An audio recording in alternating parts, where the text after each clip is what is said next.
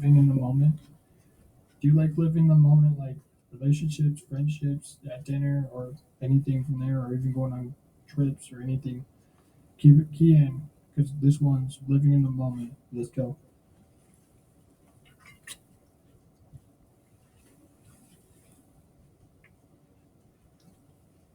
It's a good one.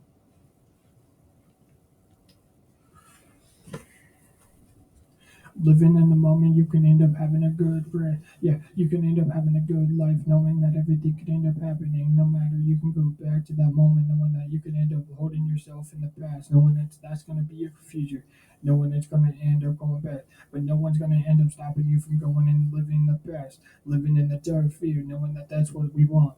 That's what we want as people in this world. But we truly want one thing and the other. But we can never live for the moment.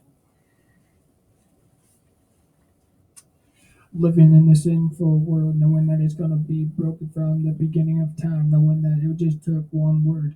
What he, she, what? How do I end up coming back? Knowing that I can't even live in this moment. I want to live in these nice moments, but then it seems like my head ends up taking over and taking to the point, to the deep end of the water. So I can't even shut my mouth, and then I'm going on about a bunch of noise or a bunch of racket in my life, right? I can talk about migraines, I can talk about headaches, I can talk about sports, I can talk about sports, I can talk about the weather, I can talk about new music that I'm releasing or have already listened to or whatever we're working on. And you know what? My family ends up putting a frown on their face. I don't like living in those moments because then it can it takes me back to drinking, therapists, taking drugs, taking medicine that is obviously going to ruin my life. But medicine in this world is poison to the body, which can react and put us in our graves. If it's not in our graves, it puts us in a place or state of mind that we don't know what to do about. And some people can't even help us in that point. Right. When I was living in the moment, it was like, yeah, cool. Live for however you want. That's what I was told at the beginning. That's probably one of the biggest lies. Live however you want, and you're not enough. That's what I've been told. But I'm fine not being enough. I'd rather just be someone else's conversation for a later time and date, because it shows that I'm just another vessel that's gonna fall away.